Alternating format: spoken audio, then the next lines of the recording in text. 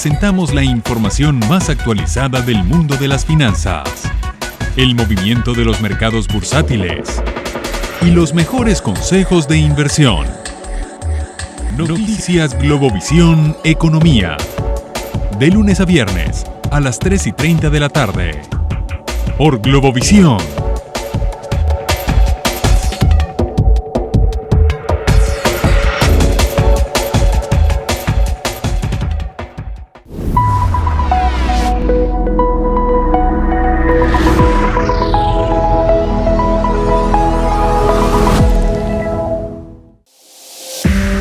Seguimos con Noticias Globovisión Salud.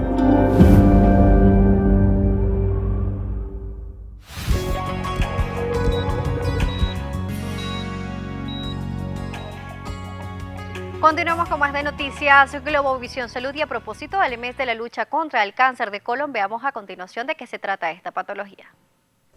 El cáncer de colon comienza en el intestino grueso y es el causante de que 700.000 personas mueran al año debido al crecimiento de células anormales que pueden penetrar y destruir el tejido que se encuentra alrededor, causando diarreas o estreñimientos de varios días, sangrado rectal, cólicos o dolor abdominal, debilidad, cansancio, pérdida de peso y sensación constante de evacuar que no desaparecen después de hacerlo. Según la Organización Mundial de la Salud, un poco más de la mitad de las personas en el mundo se realizan las pruebas de diagnóstico para prevenir este cáncer, que es el tercero con más mortalidad en el mundo. Es por ello que todos los años, en el mes de marzo, la Sociedad Anticancerosa de Venezuela hace un llamado a las personas entre los 45 y 50 años de edad para que se realicen despistajes anuales como la colonoscopia, que permite detectar anomalías en fase temprana y así tener una buena respuesta ante el tratamiento. Otra forma de llamar la atención ante los peligros de esta enfermedad es con la campaña internacional Vístete de Azul, para difundir mensajes sobre la prevención y el diagnóstico temprano del cáncer de colon.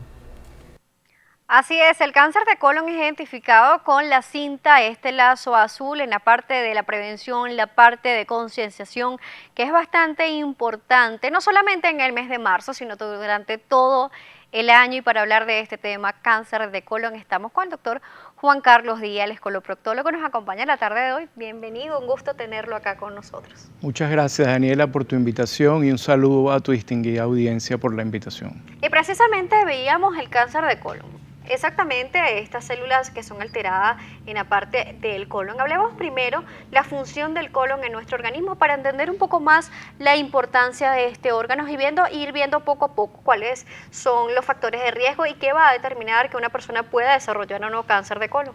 Sí, es la porción más distal del intestino y tiene funciones principalmente de absorción de ciertos nutrientes y ciertas vitaminas, y ya y al procesarse los alimentos ya llega a la parte final donde, si estos alimentos no son procesados adecuadamente, son eliminados por el organismo, puede traer toxicidad y entonces son factores de riesgo para el desarrollo del cáncer de colon. De ahí donde hablamos con factores de riesgo, la dieta es importantísima.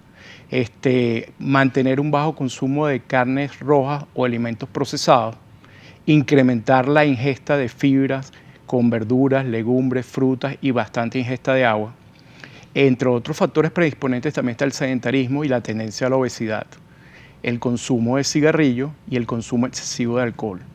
Precisamente estos hábitos no saludables son responsables de muchas enfermedades y no solamente del cáncer de colon, la obesidad, el no hacer ejercicio y también el tabaquismo, tener hábitos no saludables, en este caso el consumo de bebidas alcohólicas también.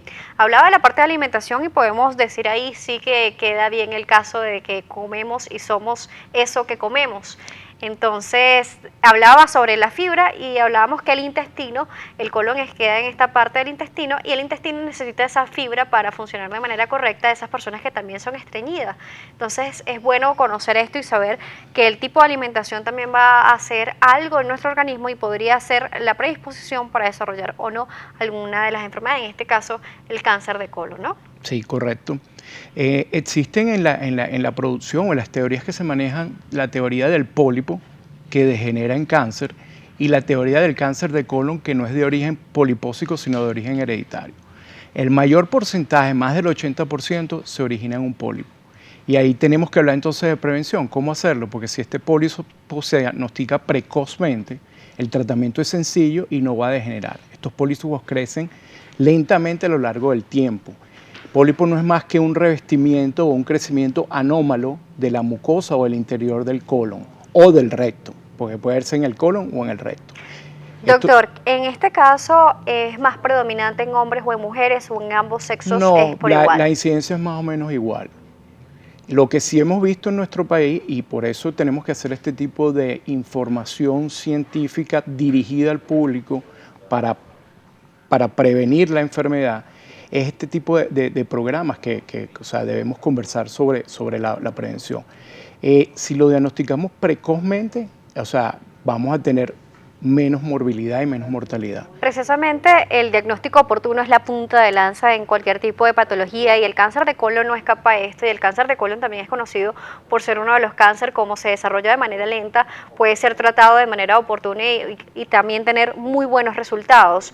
Hablemos también de los factores hereditarios. ¿Existe algún factor determinante con respecto a la herencia? Sí, se ha determinado ya un origen ya genético, molecular, en el cual los familiares entre primero y segundo grado que han tenido cáncer de colon tienen un alto riesgo de padecer la enfermedad. Si, por ejemplo, un Entonces, familiar directo, por ejemplo, madre, padre o abuelo, en este caso. Exactamente, primero y segundo grado. Muy bien. Si yo tuve, o a la persona que nos está viendo en este momento, algún familiar de primero o segundo grado, en este caso nuestros papás, nuestros abuelos o nuestros hermanos, algún tipo de cáncer de colon, tuvieron algún pólipo o el cáncer ya desarrollado, yo tendría factores de riesgo entonces. ¿A qué edad debería comenzar a ir al especialista? ¿A qué edad debería empezar a hacerme los Entre estudios? los 45 y 50 años. Ya a los 50 años ya es mandatorio hacer la colonoscopia, que es el estudio ideal para el diagnóstico del cáncer colorectal. Si hay síntomas precoces, y por ejemplo sangramiento o alteraciones en el hábito intestinal, y ese paciente tiene antecedentes, a lo mejor hay que bajar la edad del estudio de colonoscopia y estar más pendiente. En este caso, cuando existen algún tipo de afectación en la parte digestiva, en la parte estomacal, normalmente vamos al gastroenterólogo. El gastroenterólogo va a ser el primer filtro para determinar, luego para ser enviado con el especialista y hacerse la colonoscopia. Eso es correcto en nuestro medio, pero en los que estamos entrenados en cirugía colorectal, en el entrenamiento hacemos el mismo estudio, hacemos la colonoscopia, pero nosotros trabajamos coordinadamente. O sea, trabajamos en equipo y ellos nos comunican los casos y nosotros vamos a los estudios, presenciamos los estudios y trabajamos coordinadamente. Una persona joven antes de los 45 años, igual a los 45 años sigue siendo joven, pero antes de esta edad, si presenta lo que usted indica del sangrado, podría tener también pólipos y estos pólipos podrían ser removidos durante el procedimiento. Es correcto. Sin embargo, hay un cáncer de colon que tiene un alto porcentaje hereditario que se llama el síndrome de poliposis adenomatosa familiar, que se presenta en edades mucho más precoces y ahí hay que ser mucho más agresivo, porque no estamos hablando de un pólipo, dos pólipos aislados, sino más de 100, 50, 100 pólipos en el colon con alto potencial de malignidad. Esos pacientes tienen que ser tratados precozmente. Este tipo de procedimiento es sencillo, se hace en quirófano, se hace fuera de quirófano, en caso de estos pólipos. La colonoscopia y estas resecciones o biopsias se hacen en la sala de endoscopia y casi siempre están monitorizados y asistidos por anestesiólogos. Se hace bajo sedación consciente, pero con al anestesiólogo presente.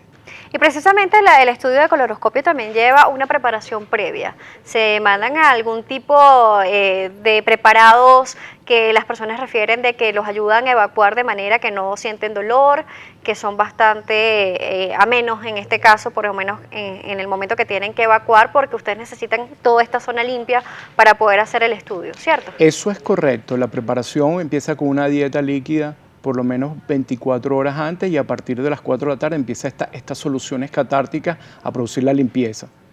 Precisamente esta limpieza que es fundamental en todo este proceso, porque si el intestino está contaminado, tiene algún tipo de residuo o tiene heces, ¿se le va a impedir a ustedes hacer este examen? ¿O siempre va a quedar algún tipo de residuo? Esa es una razón que el estudio no va a ser concluyente porque no vas a evaluar, puede haber una lesión pequeña y pasar desapercibida, pero la otra razón es que si existe también alguna complicación durante una polipectomía, por ejemplo, una perforación, el intestino no preparado, el índice de morbilidad de ese paciente de que haga complicaciones es mayor. Además que este tipo de tratamiento no tiene dolor, como le decíamos o comentábamos hace unos minutos.